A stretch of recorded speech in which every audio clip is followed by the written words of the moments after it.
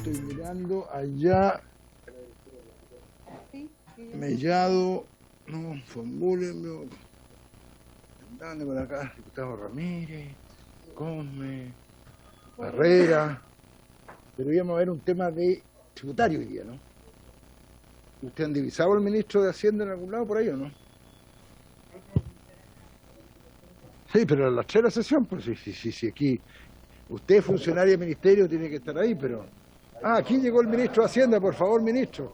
Estábamos empezando para poder iniciar la sesión, porque si no, no la vamos a iniciar. Oye, no tenemos... Bueno, le damos la cuenta por mientras, señora secretaria, a ver si aparece algún ministro. Si no va a llegar, no te preocupes. ¿No pueden almorzar más rápido? Voy a leer.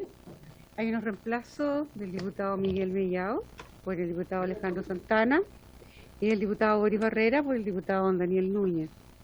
También hay una carta, pero la vamos a dar la próxima semana, porque como ahora una carta de una persona en relación al proyecto de ley, reflexionen en lo que se refiere a las pymes y las materias que le afligen. Pero no lo voy a leer, sino se las voy a enviar, ¿ya? Eso sería la cuenta. Y hoy día estamos citados para analizar, damos la bienvenida al ministro del Trabajo, que aquí simplemente nos acompaña para ver el tema del financiamiento a través de las excepciones tributarias. ¿Ya? Le recomendamos al próximo ministro de Hacienda que cuando venga a la comisión y haya horarios, cumpla los horarios, ¿no es cierto? Que no... Sí, claro, ir subiendo. ¿Quién tenemos por allá? A la secretaria a la directora de presupuesto. Tenemos a la Cristi, sí, está ahí Cristina. Saludamos a Cristina. Ahí está saludando, muy bien, que es la que trabaja, sí. Para que usted vea, su ministro tiene largos almuerzos, ¿ves? Así que le vamos a dar la palabra a Cristina por mientras. Cristina, tiene usted la palabra. Hola, presidente. Buenas tardes. Por su intermedio, saludar a la Secretaría, a todos los miembros de la comisión. Entiendo que el ministro Melero ya está en la sesión y el ministro Rodrigo Cerda va en camino a ingresar a la comisión que usted preside, presidente. Eso lo dijo desde la mañana, pero bueno. La idea de la presentación del ministro es exponer brevemente el proyecto de excepciones tributarias, las cuales van en línea con el financiamiento de la pensión garantizada universal, y además queremos complementar esa presentación presentando una parte respecto del uso de las provisiones que se encuentran en el presupuesto aprobado por usted recientemente y en la programación financiera, la cual es obligación por parte del Ministerio de Hacienda y la Dirección de Presupuesto publicar en el informe de Finanzas Públicas. Esos dos aspectos son los que va a explicar el ministro en su presentación, que veo que ahí está llegando. Así que justo estamos acoplados en la presentación, presidente, por su intermedio. No sé si el ministro... Muchas gracias, Cristina. Rellenó justo a tiempo para salvar a su ministro, porque ya íbamos a suspender la sesión. El informe que usted me hablaba, ¿lo enviaron? ¿Lo tenemos, Sebastián? La presentación está imprimiéndose ahora, ya. De ahí les vamos a entregar, señores parlamentarios, la presentación y le damos la bienvenida a media tarde al señor ministro para que nos explique el proyecto.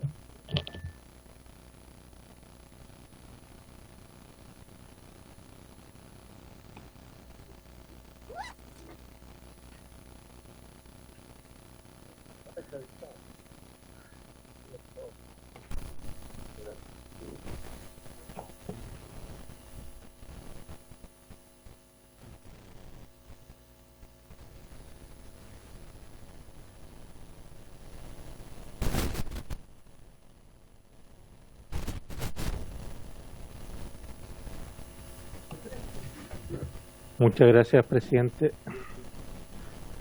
Por su intermedio, entonces, le vamos a explicar a los señores diputados, en este caso, el proyecto de ley. También saludar a las personas que nos estén mirando. Entonces, este proyecto de ley efectivamente lo que hace es que complementa el proyecto que vimos en la mañana, lo complementa en términos de que busca parte del financiamiento necesario para el proyecto de ley. Entonces, la primera cosa que yo creo que es importante recalcar es que el proyecto en la mañana, ¿no es cierto?, lo que hacía es que necesitaba un financiamiento de algo más de 0,9 puntos del PIB, 0,9, son cerca de 3.000 millones de dólares, este proyecto lo que hace es que complementa parcialmente esos 0,9. ¿Y por qué parcialmente? Porque el resto ya está provisionado, ¿no es cierto? Prácticamente medio punto del PIB está provisionado. Y lo otro que está ocurriendo es que estábamos redirigiendo una parte del aporte del FRP. El FRP, ¿no es cierto?, el Fondo de Reserva de Pensiones, todos los años se le hace un aporte mínimo de 0,2 puntos del PIB. Lo que estamos haciendo es que parte de ese aporte, o sea, 0,1, también sirve para financiar la pensión garantizada universal. Ese 0,1 no lo van a ver en este proyecto de ley porque ya fue aprobado en el proyecto de la mañana.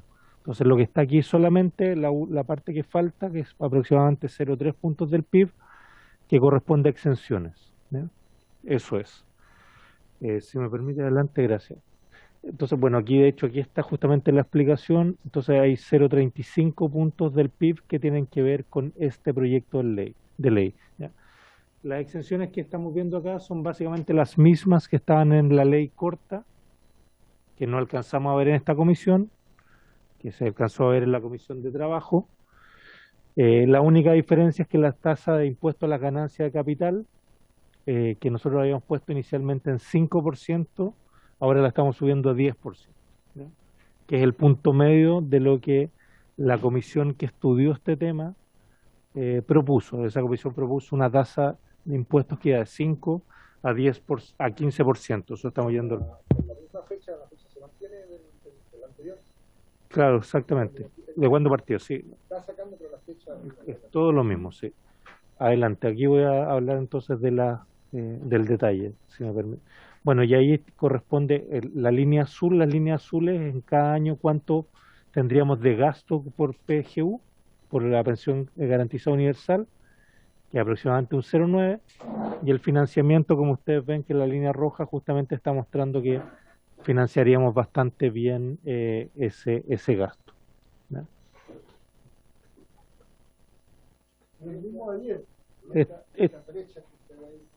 Esa brecha significa que efectivamente durante el año 2022 tendríamos más financiamiento que lo que se está por el momento, sí, efectivamente, y por lo tanto le quedaría, claro, y le quedaría por lo tanto un espacio al próximo gobierno también para que pudiera gastar más en eso.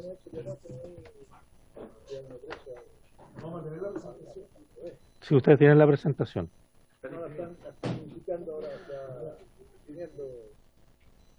Entonces, en este proyecto de ley tenemos, para llegar a estos 0,35 puntos del PIB que estamos tratando de recaudar, básicamente tenemos 5 exenciones que se están o eliminando o reduciendo, ¿ya?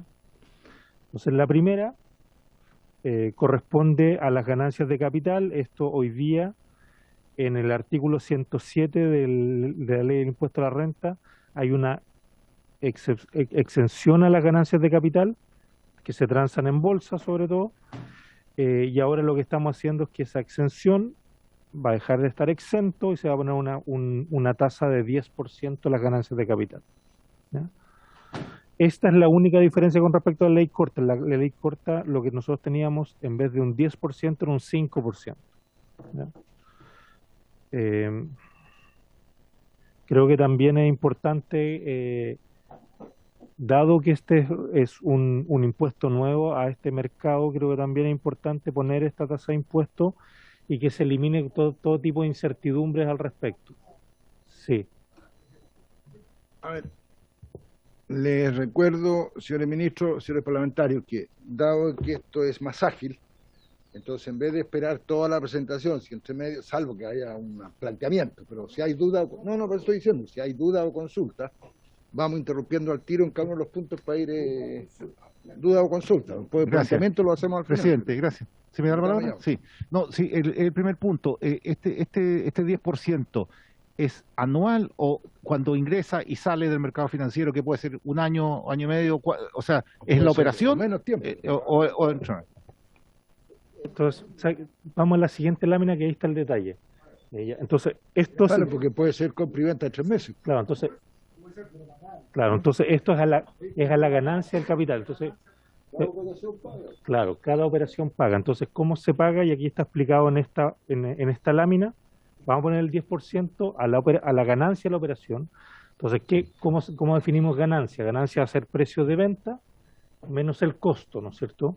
Ahora, O sea, el tiempo da lo mismo. Si lo tuviste efectivamente. 5 años o un día paga al tiro. No, Claro, para aclarar y para que quede bien. Y ahí tiene razón el diputado Pérez, ¿no es cierto? Precio venta, ¿no? O sea, precio compra. Sí, pero yo preguntaba porque si yo soy persona que transo en bolsa, en el año puedo entrar y salir varias veces con distintos instrumentos. Entonces, o pago el impuesto al final de todo de lo que yo gané o perdí, o es por transacción. Ese es mi punto.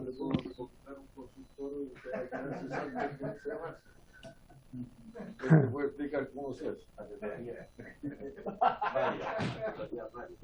Para no pagar el tiempo. Sí, para pagar un poco menos. Ya, entonces, ¿y aquí cómo se va a hacer operativamente? Operativamente el impuesto va a ser retenido, ¿no es cierto? Por ejemplo, en este caso a los no residentes, si hay un extranjero que estuviera, va a ser retenido directamente por el adquirente, corredor de bolsa o la agente de valores que actúa por cuenta del pagador. Entonces, claro, incluso esto, si es que tenemos una persona del extranjero que está haciendo esto, se le retiene, se paga el impuesto y ahí se entiende cumplida la tributación. Esto empieza a contar del 6º mes desde el primer día siguiente a la publicación de la ley. ¿Ya?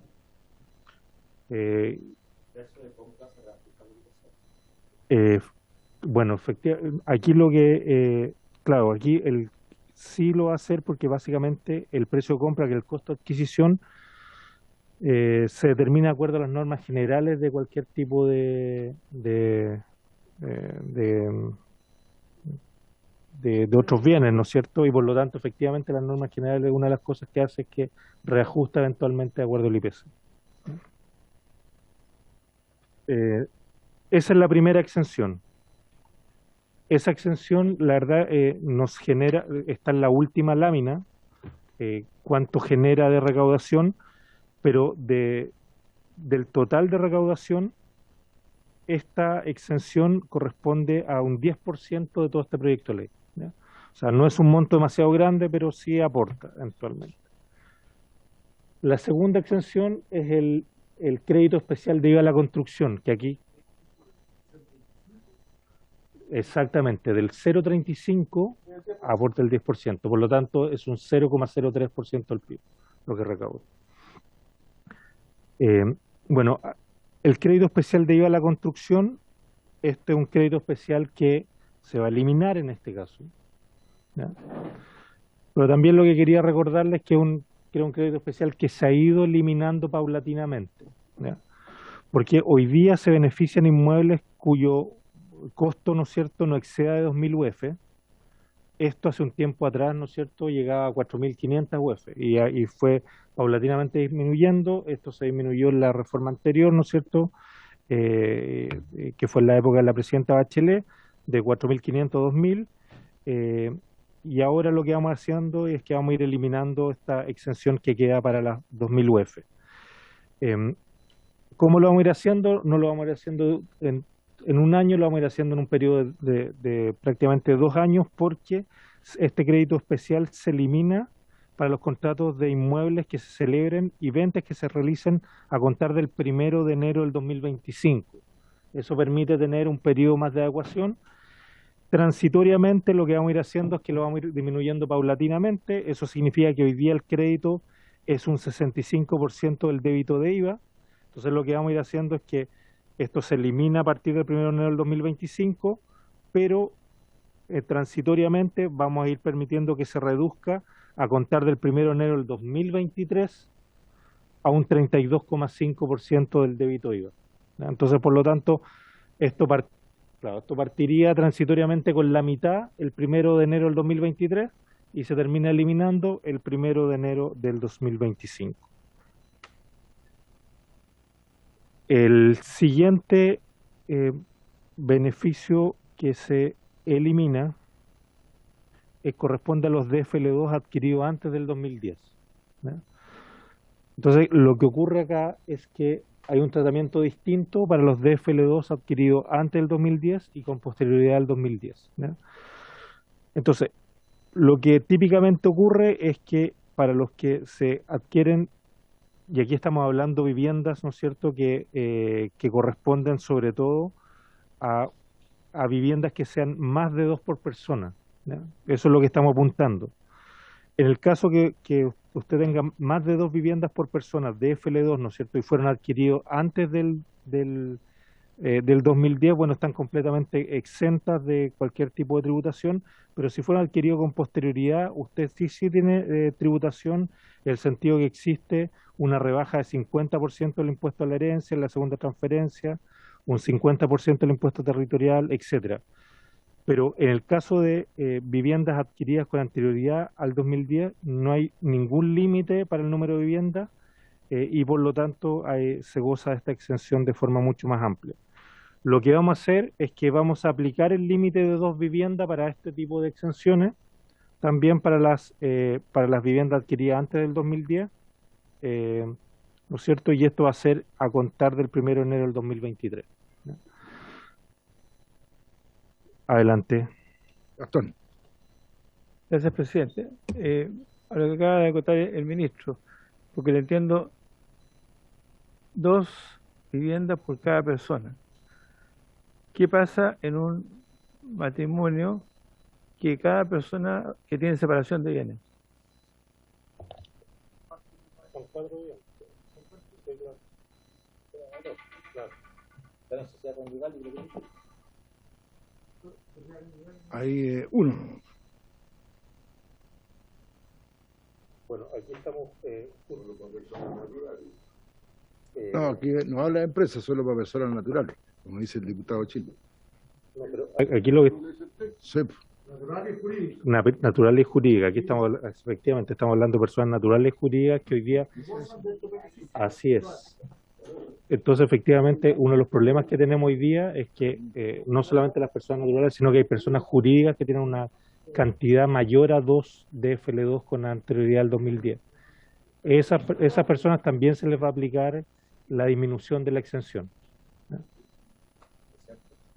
Sí, por favor. diputado Presidente, Ramírez. para entender, ¿esto lo que busca es igualar el tratamiento que se da a las viviendas adquiridas después de 2010? ¿Eso es? Sí, diputado, exactamente. Entonces, después del 2010, usted, bueno, hasta con 2 viviendas tiene ciertos beneficios.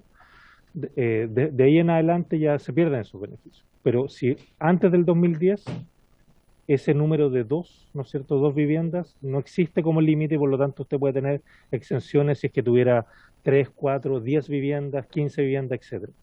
Lo que queremos hacer Perdón, le quité el micrófono, ministro. Presidente, preguntar al ministro, ¿y qué impide que hoy día una persona controle distintas personas jurídicas, que cada una de ellas tenga un máximo de 2 viviendas? O sea, en el fondo, de una forma indirecta de tener 6, 8, 10 viviendas a través de distintas personas jurídicas. ¿Eso está contemplado en la ley?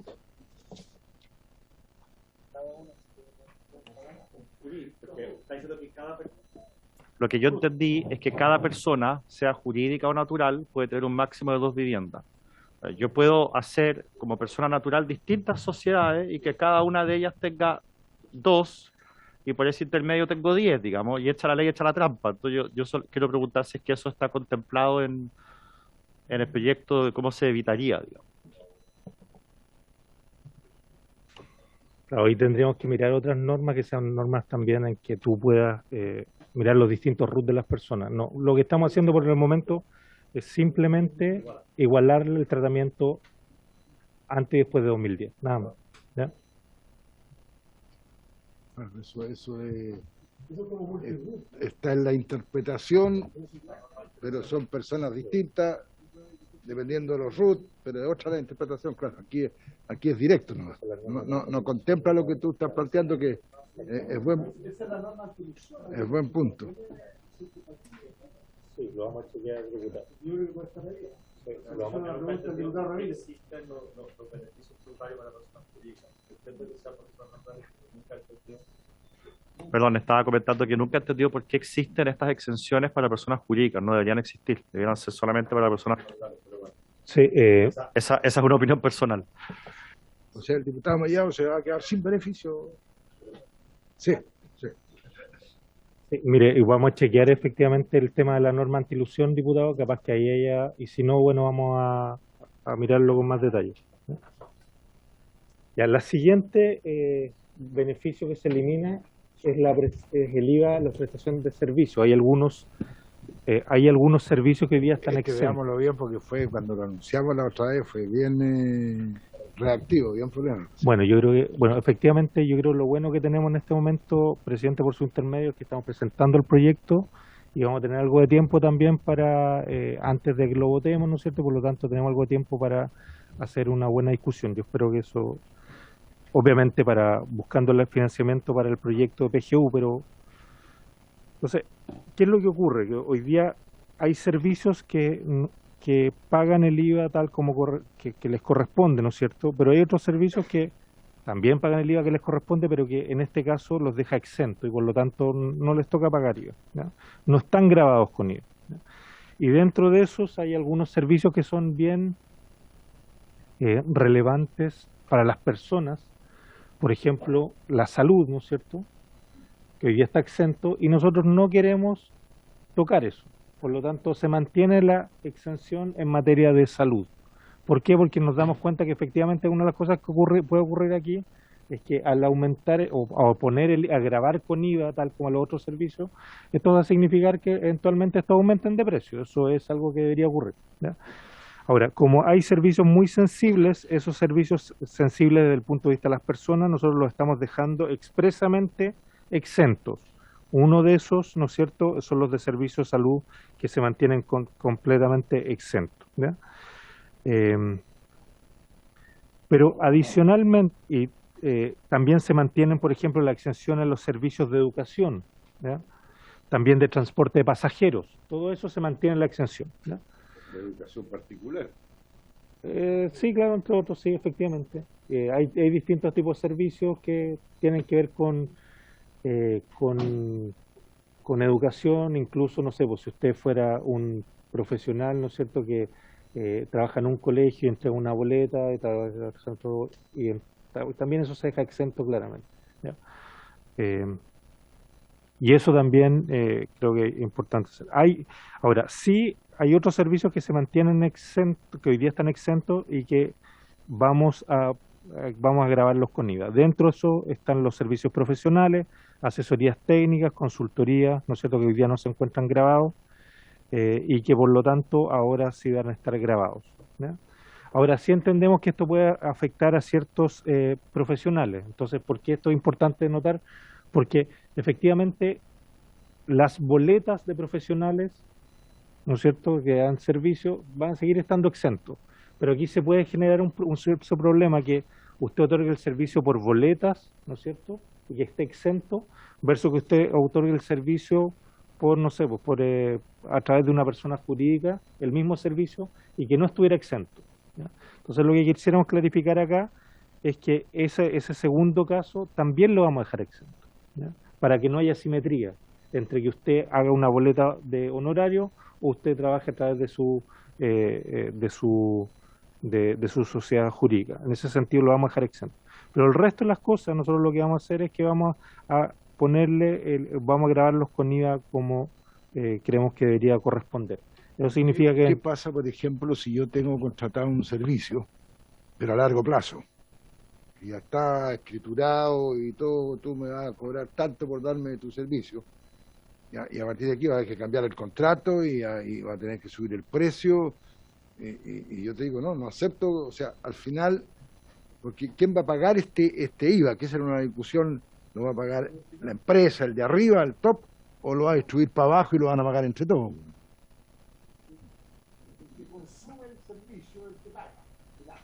Ya, pero si yo tengo un contrato ya por 5 años y estoy en el segundo año, tú no me lo puedes caducar, pues.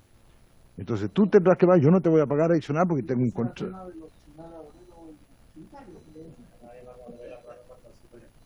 Sí. Yo quisiera pedir, por su intermedio al ministro, si nos puede dar ejemplos de cosas que hoy día estaban exentas y que ahora no lo van a estar, porque cuando miro las propuestas, ministro, por su intermedio, presidente, tengo la sensación de que se van a mantener exentos muchos, quizás demasiado de los que ya estaban exentos, cuando dice, por ejemplo, que las sociedades de profesionales van a seguir exentos, por ejemplo. No sé si usted podría... Claro, pero servicios de abogado, servicios de asesoría, de Los abogados van a contratación. seguir exentos porque son No, pues. sociedades de profesionales, pues, presidente. Depende. Entonces me da la sensación que no cambia mucho, o estoy equivocado, presidente. O sea, Ah, debe ministro. cambiar porque estoy mirando aquí al final y esto te va a dar 444 mil millones de pesos. O sea, Sí, por eso quisiera preguntar al es ministro qué mucha cosas plata. que O sea, estaban de algún exentas lado ahora, tienen que aparecer estos 500 millones de dólares. ahora ya no estaban exentos. Gracias, ministro, se lo agradezco. Muchas gracias. Ah, son 500 millones de dólares adicionales que vamos a tomar por aquí. Y en relación a la pregunta suya, presidente, esto va a regir a partir del 1 de enero del 2023, entonces eso va a permitir la adecuación, ¿no es cierto?, respectiva a los distintos contratos. Van a tener que ir cambiando, ¿no es cierto?, y algunos que obviamente durante el 2022 esto no va a regir, pero van a tener un año para que se adecúen.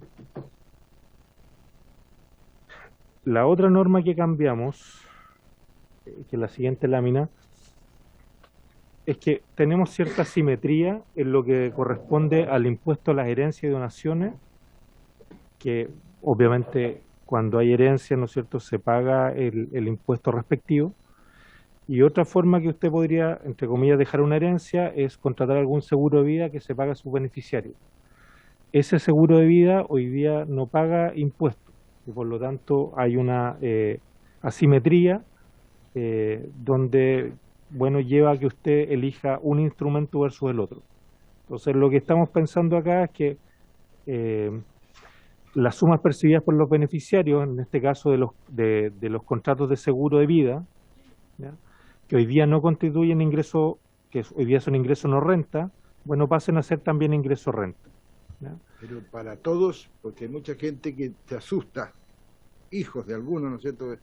Tengo riesgo y si me muero, ¿qué pasa? Y toman seguro de vida para los hijos pequeños, o sea, no estoy hablando ya para adultos mayores, qué sé yo, sino que tengo miedo que mi hija de 5 años, 4 años, si yo no estoy, ¿de qué va a vivir? Entonces, mucha gente que toma seguro en ese sentido, entonces ahí esto es genérico, todo pagaría.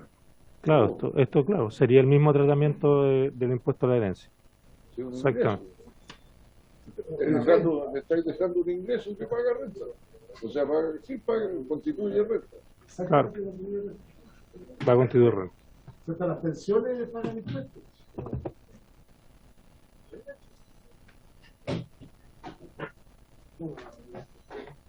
Sí, diputado Ramírez. No importa, presidente, lo voy a dejar pasar.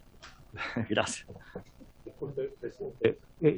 Su comentario es importante, ¿verdad? Yo lo que de alguna forma veo su comentario es que usted lo que está diciendo, mire, efectivamente cuando estamos haciendo estas cosas, eliminación de impuestos, estamos afectando a distintas personas. Y claro, si efectivamente esto es así, pues si estamos cambiando de alguna forma la tributación, eso ya a precios que son un poco más altos, y en este caso llega a personas que antes no tributaban, que van a tributar. Sí, efectivamente eso es algo que ocurre, y por eso que también cuando uno trata de hacer estos cambios tributarios, trata que sea lo que sean más graduales, que también ojalá que afecten lo menos posible, etcétera, pero en general tienden a afectar, pues sí, yo no quiero decir que no afecten. Hay que ser claro, porque Y- el típico seguro de vida es hecho, ¿no es cierto?, de arriba para abajo. De un mayor, ¿no es cierto?, que cualquier cosa te dejo.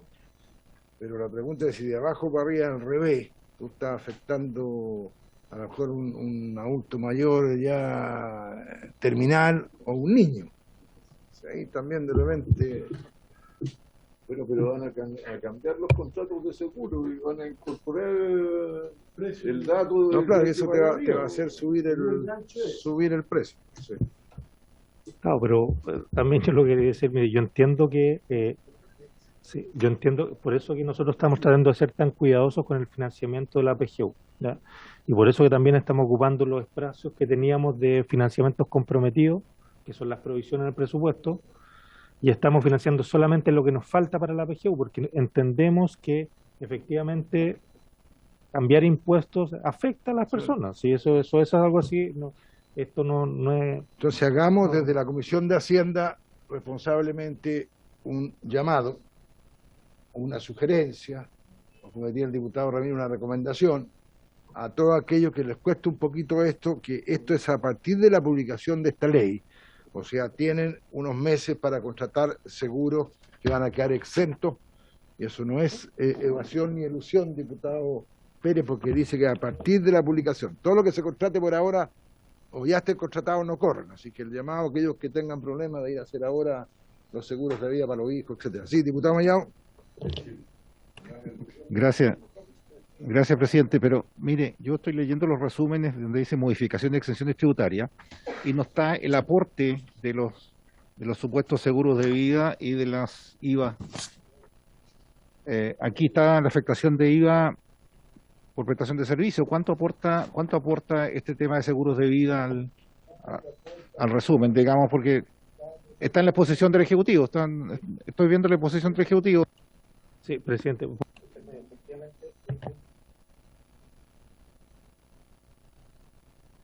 Claro, no tenemos la información completa para poder calcularla, entonces en este caso no aparece como mayor recaudación. Eso efectivamente es así, ¿ya? Ahora, sí nos parece que hay una simetría en este momento entre impuesto a la herencia y este impuesto a los seguros, y por lo tanto estamos yendo con su eliminación, ¿ya? Pero efectivamente no está contabilizado en el informe financiero.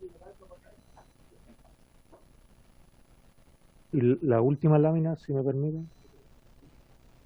Entonces, esto lo que aquí está cómo debía estar el proyecto de ley diseñado en términos de su gradualidad, y eso significa que el 2022 tiene bastante poca recaudación, porque básicamente el 2022 recaudaríamos solamente por las ganancias de capital al 10%.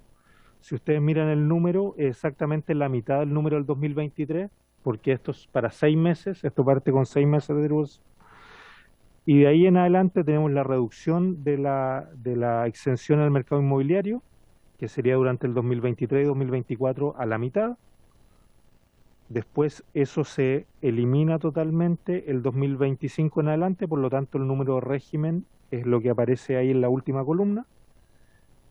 En relación a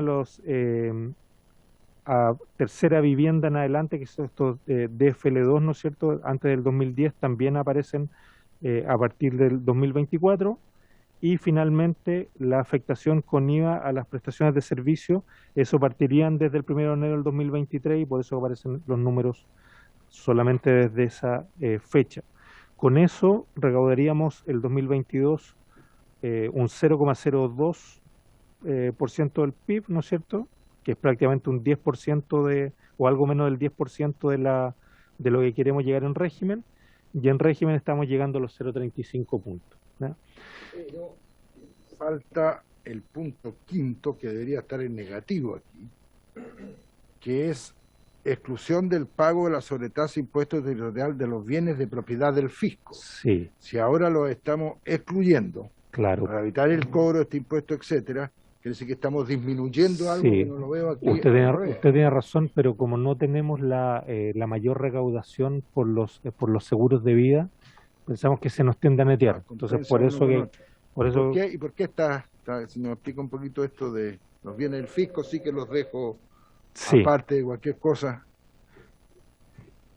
Sí, espérate que te estoy haciendo una consulta y ve el punto 5, que te dice que está que no se le va a poder cobrar, ¿no es cierto?, al patrimonio inmobiliario de los bienes fiscales, etcétera. Entonces, claro, ese es un tema que hoy día está ocurriendo, que hay ciertos personas jurídicas, ¿no es cierto?, que no hay claridad si es que se tienen que pagar o no, dado que son del fisco, y por lo tanto lo que estamos haciendo es que estamos clarificando que claro no hay que no. Así es. Pero no tienen los montos ni la... Claro. Sí, come. No, perdón, diputado Mayao. Gracias, presidente. Sí, solamente reforzarlo al diputado Ramírez, porque estoy viendo en resumen que la afectación de IVA de prestación de servicio representa casi el 60% de la recaudación del 2023, del 2024, y la verdad es que quisiera saber, porque...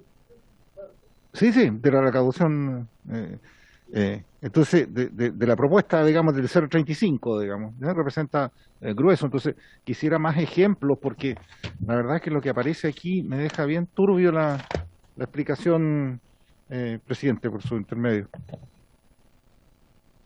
Sí, entonces les vamos a enviar la lista de los que estamos, de lo que vemos que se va a afectar, ¿no? Para que ustedes lo tengan claro. Sí, ministro, bueno, aquí, de acuerdo a este cuadro, estaría entrando en régimen todo esto a partir del 2025, y por eso que acá aparece de que el ingreso es menor a lo que vamos a gastar en esa pensión. ¿Cómo se va a compensar eso que falta aquí en el año 2023 y 2024? ¿Cuáles van a ser los mecanismos para poder llegar a eso?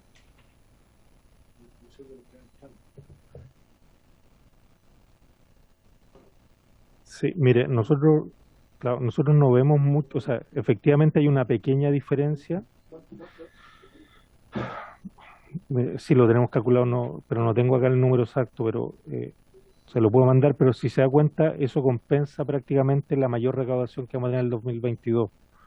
Entonces eso significa que, claro, el 22, como estamos un poquito, entre comillas, con algo de superávit, eso más que compensa lo del 23 y 24. Entonces por eso y de ahí en adelante estamos bastante en régimen, ¿no es cierto? Entonces por eso que no vemos problemas, y la verdad los números son bien pequeños. O sea, si mira el 2023, es bastante menos de 0,1 del PIB, es bastante menos. Entonces son montos que no son demasiado grandes, ¿no? Y se compensan con los 2022. Gracias, presidente. Señora secretaria, habíamos invitado, claro que fue tarde quizá, al director de Impuestos Internos, ya para que nos diera su opinión, pero dijo que no podía. Pero quizás sería bueno pedirle una opinión al director de Impuestos Internos también, independientemente de Hacienda, para como algunas cositas más técnicas. Quizás podríamos enviarle un oficio pidiéndole la opinión sobre este proyecto al director de Impuestos Internos, que por razones que le avisamos hoy día muy poco encima ya tenía comprometido esta tarde y no pudo asistir. Entonces, darle para la otra semana tener tiempo y quizás mandarle a solicitar su opinión. Yo creo que sería importante. ¿Les parece? Sí, diputado Chilín. Me parece, pero que tenemos que preguntarle al director de Impuestos Internos es si, dado este proyecto, el servicio cuenta con los medios legales, humanos, tecnológicos para hacer efectivo el cobro de los impuestos. A propósito de lo que preguntaba el diputado Ramírez sobre qué pasa con las personas jurídicas y los DFL2. Entonces yo le haría una invitación a que nos venga a opinar en general del proyecto. Hagamos una cosa. Si su servicio está capacitado para hacer efectiva hagamos algo mejor, los ingresos diputado, derivados de la eliminación de estas exenciones. Diputado China, hagamos mejor. Como vamos a votarlo el próximo martes, invitémoslo y le damos al comienzo unos media hora para que nos dé su opinión y ya podamos hacer las preguntas. Nos invitémoslo para el próximo martes antes de la votación, ya, para tener algunas dudas, etcétera, y con eso ahí directo podemos resolver. Sí, diputado Muñoz. Tenemos que viene directo por Interno, porque la recaudación fiscal, de acuerdo a lo que aprobamos hace como 3 años atrás, fue mayor a la presupuestada incluso en ese momento. Entonces que nos diga el tema del IVA en estos elementos, digamos, que todo fue mayor de lo que incluso se presupuestó. Entonces, para ver si efectivamente lo que presupuestamos aquí puede ser incluso superior de acuerdo a lo que se transa en bolsa. Si arrancan todos del país, como se va con Boric, a lo mejor se van a ir todo el país, no va a haber el 10% de la bolsa, digamos, no hay nada. Pero espero que sí vuelvan y empiecen a transar en bolsa para poder tener ese 10%. O sea, ¿usted quiere clarificar lo que su gobierno está haciendo en buena onda de dejarle plata no abierta, pero escondida para los próximos años al próximo gobierno? Transparentar. Dejaron eso, como bueno, 800 millones de dólares libres disponibilidad para que... Se lo decimos. Diputada, ¿algún comentario?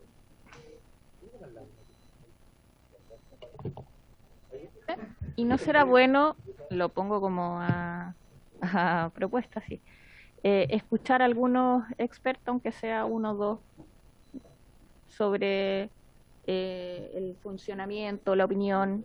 No creo que le hagan o que sea negativo escuchar alguna opinión.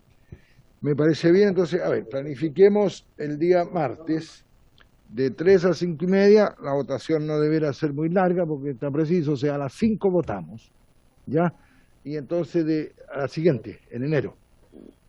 Es que estaba viendo si usted estaba atenta a la elusión, ya que estamos viendo, estaba eludiendo, pero entonces de 3 a 5 invitamos al director de impuesto interno y alguna sugerencia de uno y uno, ¿no es cierto?, de allá, de acá, de expertos, ¿no es cierto?, para conversar, y máximo hasta las 5 y ahí procedemos a la votación. Me parece adecuado y así lo haremos. Diputado Barrera. Sí, presidente. Diputado, no sé si me da unos minutos. Es que me faltó una segunda parte de la presentación que igual creo que es importante hacerla, que tiene que ver con los fondos que están en el presupuesto, que quería explicarlo bien. Algo dije en la mañana, entonces no sé si me... ¿Puedo pedir algo así relacionado con lo que están viendo? Sí. ¿Podemos pedir un informe al Consejo Fiscal Autónomo sobre el impacto fiscal que va a tener toda esta propuesta? ¿Están ellos capacitados para meterle números?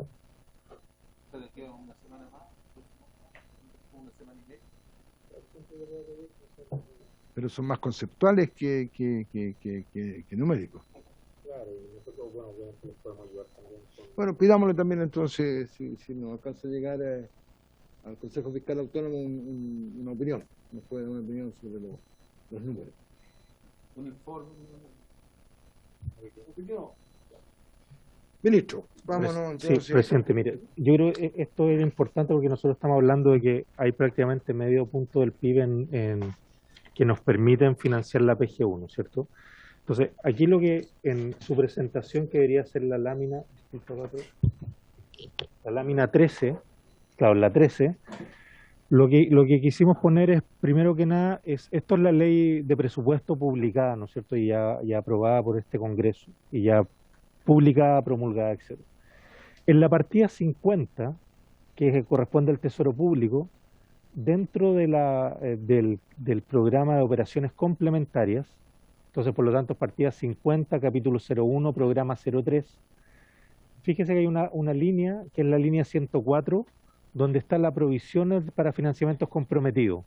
Ahí están los 2 billones que de hecho hablaba en la mañana el diputado Chili, ahí están los 2 billones. ¿Ya? Esos 2 billones, eso es lo que se publicó, y lo que entregamos también en el Congreso el día 26 de octubre, que es lo que aparece ahí, es que también entregamos la distribución de esos 2 billones, que está en el cuadrito abajo, en la tablita abajo, y dice proyecto ley en trámite, ahí hay prácticamente 1 billón, ¿no es cierto? Ahora, en ese proyecto de ley en trámite, la parte más irrelevante era lo que correspondía a pensiones, ¿ya? Y como nosotros lo que estamos haciendo aquí es que la pensión corta, efectivamente. Entonces, por lo tanto, dado que estamos reemplazando la parte de la pensión corta con este PGU, eso significa que una parte importante del financiamiento va a venir de ese proyecto de ley en trámite. Pero también necesitamos alguna acción legislativa o atribuciones de Hacienda y director de presupuesto hacer las transferencias, o vamos a necesitar que usted lo si necesitáramos algo legislativo, meterlo al tiro aquí y decir eso. Es que pero para otra cosa. Entonces, proyecto de ley en trámite. Claro. Sí, pero va con nombre y apellido, y la ley corta ya no está. El proyecto de la ley corta. El 90% del hablar. Claro, que el 90%. Que está identificado, claro, y que no puede haber manejo. Pero es que de hecho lo que ustedes hicieron en la mañana cuando aprobaron el PGU, acuérdense que que de hecho usted, presidente, preguntó por el financiamiento y yo le dije esto va con cargo a Tesoro Público. Bueno, ahí está. Es cuando hablamos de cargo a Tesoro Público, estamos sacando la provisión para financiamiento comprometido que está dentro del Tesoro Público. Y si se da cuenta, en la tabla que está abajo estábamos diciendo proyecto de ley en trámite y después dice proyecto de ley en estudio. ¿Por qué está el proyecto de ley en estudio? Porque bueno, también ahí hay otro espacio pues, de cerca de 600.000 millones más, ¿no es cierto?, que corresponden a distintas iniciativas que estaban en estudio y que nosotros dejamos el espacio para ocuparlo. Eso significa que en este caso, bueno, se puede ocupar también esa parte y por lo tanto ya tenemos prácticamente 1.6 billones, ¿no es cierto?, que nos van a permitir financiar. Y efectivamente, ¿no es cierto? Ahora, dicho eso, lo que quería decir es que eso es la parte de financiamientos comprometidos que vienen por la ley. Habían otros fondos que son para el gobierno que sigue, ¿no es cierto? El gobierno electo, que corresponde, si puede pasar la lámina, a la línea que sigue, que en el mismo Tesoro Público aparece la línea 122, que dice provisión para distribución suplementaria. Esta es la provisión que dejamos de libre disponibilidad para el gobierno. Entonces, fíjense que ahí hay casi 340.000 millones de pesos, ¿ya?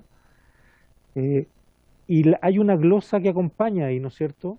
Y la glosa, que en este caso es la glosa 10, si es que no me equivoco, que además lo que dice es que esto se puede suplementar. Y se habla el monto que se puede suplementar, que son 251.000 millones. Entonces, por lo tanto, eso significa que el financiamiento de la PGU va a ocurrir directamente a la línea 104, que es la provisión para financiamientos comprometidos, y no se pone en cuestión lo que es el financiamiento de libre disponibilidad de la próxima administración, que es la línea 122. Por lo tanto... Pero yo creo, ministro, si miramos la página 14, que aquí se cometió un error porque esto fue antes de la elección. Porque aquí dice para glosa republicana. Y eso ya no, después de las elecciones ya no es glosa republicana.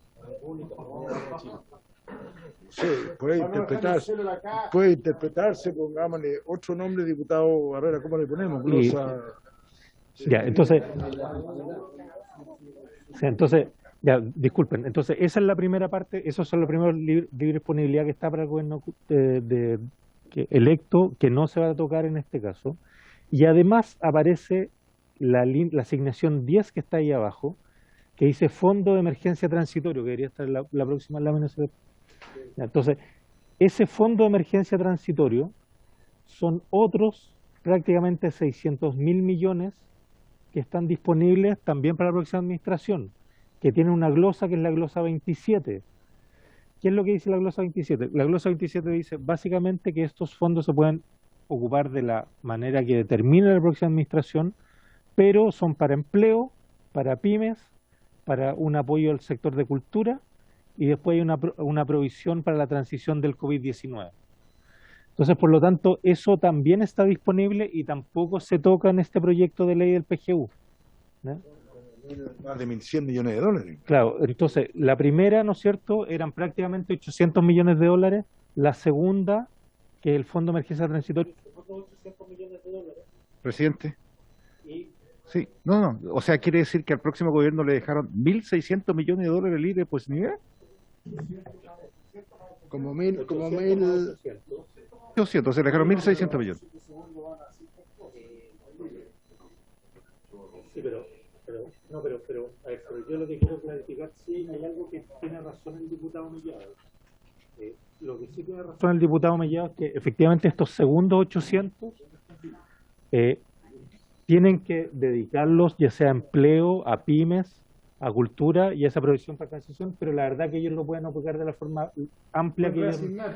No más que reasignar, ellos lo pueden ocupar en esas áreas, pero de libre disposición dentro de esas áreas. Porque para salud es aparte, para salud... Claro. Para salud están los otros millones, los 1.000 millones de dólares aparte. Claro, entonces, y la próxima lámina, disculpen, la próxima lámina, que es la 16... Ahí está lo de salud, que aparte. Claro, lo otro que dice es que hay otro fondo que también fue aprobado en el presupuesto, pero esto ya no está en el Tesoro Público, esto está en FONASA, se dan cuenta, está en la partida 16, capítulo 2, programa 01. Está con el nombre y apellido ya. Claro, donde ahí está en la línea, el subtítulo 30, en la asignación 10, que también es el Fondo de Emergencia Transitorio. Aquí también hay prácticamente 1.000 millones de dólares, y esos son 1.000 millones de dólares que sí tienen que ser ocupados, ya sea en vacunación, en estrategias sanitarias, en listas de espera, u otros que pueden ser trazabilidad, etcétera. Eso también está, el próximo gobierno tiene disponible eso, para que ellos lo ocupen de la forma que lo estimen conveniente. Entonces, lo que quería decir es que, por lo tanto... ¿Hay que copia de esto? No. Bueno, lo debe tener, yo espero que lo tenga, ¿no es cierto? Ya, pero mi punto, y por eso que yo quería dar la siguiente tranquilidad, cuando nosotros hablamos de que existe medio punto del PIB, ¿no es cierto?, que es para financiar la PGU, eso corresponde a la línea de financiamientos comprometidos. pero no toca en ningún caso los otros 3 fondos que le quedan al gobierno a turno, ¿ya? Y por lo tanto, en ese sentido, queríamos dar la tranquilidad que no estamos ocupando la disponibilidad del gobierno, del próximo gobierno, sino que estamos ocupando simplemente la parte de financiamiento comprometido, que es las provisiones que estaban pensadas para pensión. Y el 23 esto está dentro del programa financiero y además tenemos esta otra cosa.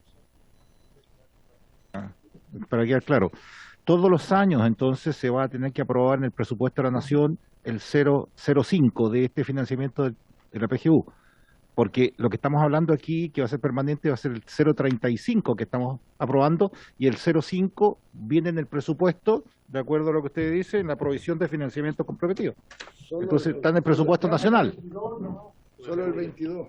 Si me permite. Sí. Claro, no, es que lo que ocurre es lo siguiente, que una vez que nosotros aprobemos la ley, lo que está en financiamiento comprometido pasa a estar en el presupuesto del Ministerio del Trabajo. Eso significa que a partir del próximo año, primero que nada, a partir del próximo año, nosotros tenemos lo que llama el programa financiero. Ese programa financiero lo que va haciendo es que va, de alguna forma, considerando cuáles son los gastos para adelante. En esos gastos para adelante, efectivamente, está considerado el medio punto del PIB. Pero una vez que ustedes aprueben y esto sea ley, ya el próximo año no va a estar en financiamiento comprometido, sino que va a estar directamente en el presupuesto del Ministerio del Trabajo, ¿ya? Esa es la única diferencia. Y creo que hay alguna lámina más, ¿o no? Bueno, ahí está el programa financiero, que ahí se observa dónde está las plata, y alguna, sí. Y la última lámina, si me permiten, vamos a la última lámina, que es la lámina 17. 19, por favor, gracias. ¿17 o 19? 19. Ya. Entonces, cuando se aprobó la ley de responsabilidad fiscal, que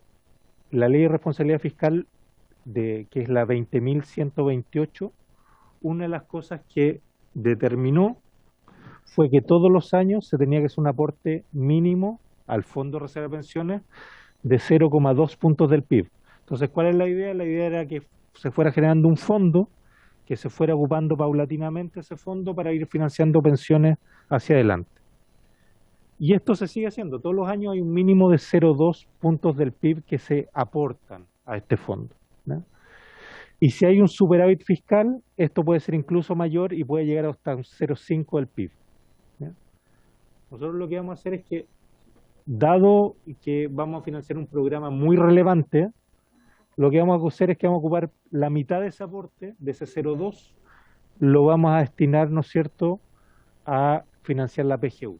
Entonces, de ahora en adelante, en vez de ser un aporte de 0,2, va a ser un aporte de 0,1 al FRP. Pero, estamos mirando aquí la disposición donde dice eso, porque aquí en la lámina dice que puede llegar hasta el 0,5. Correcto. Entonces, vamos a mantener el 0,1 independiente, o va a ser la mitad, si es un 0,4, un 0,5, un 0,6, va a ser la mitad, 0,2, 0,1, o va a ser solamente el 0,1. Lo que estamos pensando es del mínimo del 0,2 destinado al 0,1 y el resto dejarlo igual. Eso, si tuviéramos 0,4, 0,5, sigue siendo así. No aumenten la proporción del... Exacto. Ahora, esto era un fondo que se estaba ocupando para el futuro. Nosotros nos parece que es el momento también de ocuparlo para las pensiones hoy día, y por eso también estamos ocupando esta magnitud. Así y todo, hoy día el FRP tiene una magnitud importante de fondos y va a seguir teniendo un aporte de 0,1 al PIB hacia adelante, ¿no? Y por eso decimos, presidente, que nosotros vemos que este proyecto está el PGU está completamente financiado. También por eso que decimos que las exenciones son una parte, pero obviamente tenemos otras fuentes de financiamiento. Y bueno, lo que sí nos gustaría poder ir avanzando lo antes posible también para dejar ambos proyectos tramitados, que es lo que nos parece que deberíamos ir haciendo. Gracias, presidente.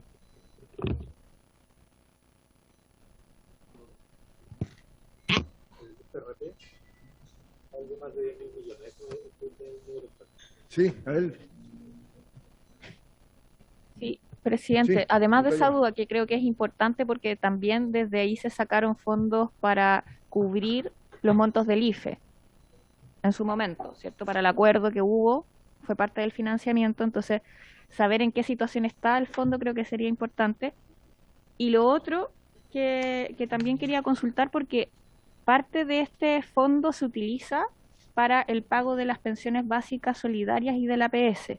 Entonces, lo que quería, por eso la pregunta de ayer era, ¿se está terminando con ese financiamiento porque pasa a ser del completo? Entonces, no es un monto adicional. No es un monto adicional. Si me permite, gracias por la pregunta. En el Fondo de Reserva de Pensiones hoy día hay 7.400 millones de dólares. 7.400, disculpe.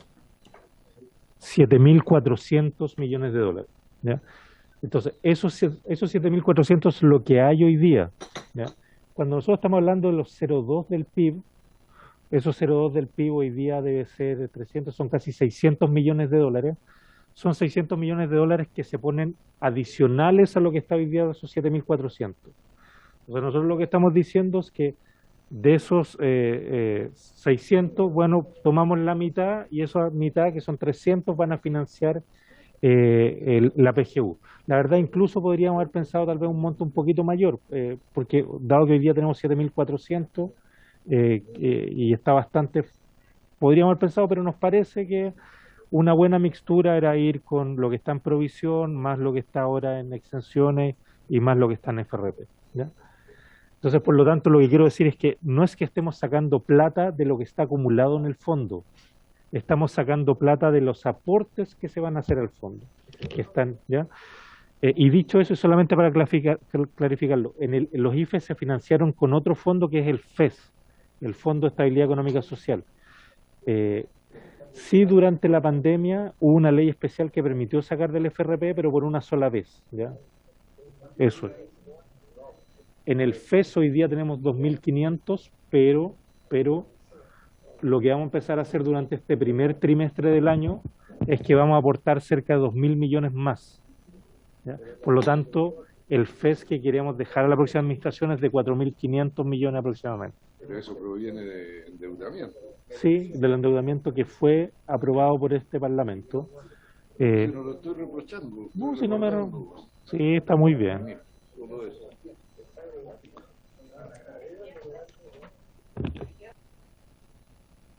Bien. Porque el cambio, la reforma, lo que está haciendo es haciéndose cargo del aumento en el caso de quienes ya son parte del pilar solidario, ¿cierto? Y de aumentar la cobertura. De eso se trata en el fondo del financiamiento del que estamos hablando. Pero de los que ya están en el pilar solidario, en el fondo se va a utilizar ese adicional del 0,1 que quedaría... No sé si se entiende lo que estoy preguntando, porque en el fondo, si van los recursos actualmente, el 0,2% se destina para el financiamiento de la PBS y del APS, ¿me entiende? ¿Se estaría entonces quitando de esos recursos? Ahora entendí la pregunta, disculpe, yo no lo he entendido bien. No, lo que pasa es que el 0,2 que hoy día estamos poniendo no es que vayan a pagar las pensiones de las personas que hoy día están en el que están en el sistema solidario. Lo que en realidad hacen es que están aportándose a un fondo, o sea, un activo, a un ahorro. Entonces, en la práctica estamos aportando un ahorro y estamos aumentando el ahorro. ¿Ya? Ahora sí existe una regla que de ese ahorro nosotros podemos ir sacando una parte de la plata, ¿ya? Pero en la práctica lo que estamos diciendo es que en vez de ir siguiendo aportando con los 0,2 al ahorro, vamos a aportar solamente con 0,1 y el resto lo vamos a ocupar para esta mayor cobertura. Vamos a ahorrar menos. Claro. Exactamente, ese es el concepto. Claro. Y nos parece que es razonable en el sentido que, dado que hoy día una de las urgencias es pensiones, ¿no es cierto? Claro, el ahorro usted lo está pensando para también ir fondeándose para mucho más adelante, pero dado que, como estamos viendo en este caso, el sistema queda balanceado y queda con ingresos más o menos iguales a los gastos, creemos que no es tan necesario haciendo estos ahorros, sino que ocupándolo para que esto esté balanceado hoy día. Ese es el concepto. ¿Por qué estamos artículo 8º transitorio, que dice la disposición de la presente ley respecto al artículo 4º va hacia atrás al 1 de enero del 2020, que tiene que ver con los sobretasa de los bienes sujetos a aplicación. O sea, ¿por qué le estamos dando una exención 2 años para atrás? ¿Por qué? Ahí está el proyecto de ley, página, el cuarto, el último transitorio, página 15. En página 15 está el transitorio que tira para atrás a enero del 2020. Porque podríamos incluir los impuestos que paga el diputado Mellado también eximido a enero del 2020. No sé cuál de los dos. El que puede pagar. Sí, no, pero es que extraño. Es que, claro. No, pero extraño. Ah, ya. Muy bien. Perfecto. Entonces. Para adelante siempre no. Como que le está haciendo el favor a alguien, te voy a echar esta manita de no, para atrás. Sí, es correcto. Esto tiene que ver con, ¿se acuerda que estábamos hablando de usted preguntó por la sobretasa de los bienes fiscales? Ya. Entonces, y lo que estamos haciendo aquí es clarificar que esa sobretasa no se aplica a los bienes fiscales, ¿no es cierto? Ahora, el punto es que, ¿por qué hablamos del 2020? Porque esa sobretasa fue la que se aplicó en la modernización tributaria, y la modernización tributaria empezó a tener vigencia el 2020. Entonces, por lo tanto, estamos clarificando que ese aumento, que fue la modernización tributaria del 2020, no corre desde el inicio. Eso es lo que estamos haciendo. Bueno, ahí le vamos a preguntar impuestos internos, un poco ellos tendrán algún detalle de qué bienes estamos hablando. O sea, la casa del presidente, que ahora me deje comprar otra, la casa de los ministros. ¿Esto también incluyó ahí? ¿Usted que es ministro? No, se la quitaron, desde el 2020 la quitaron.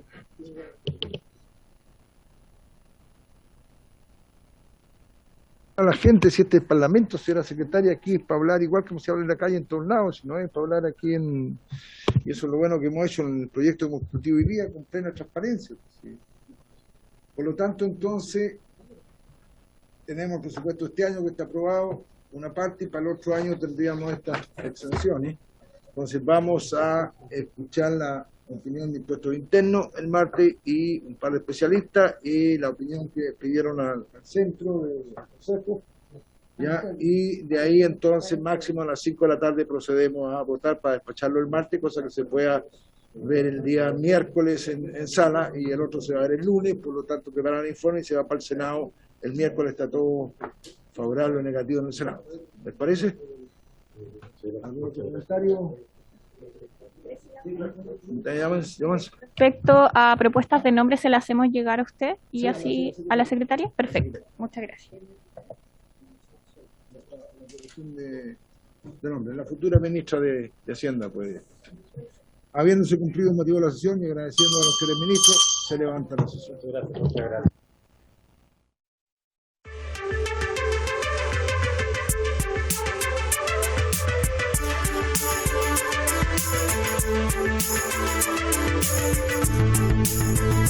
Thank you.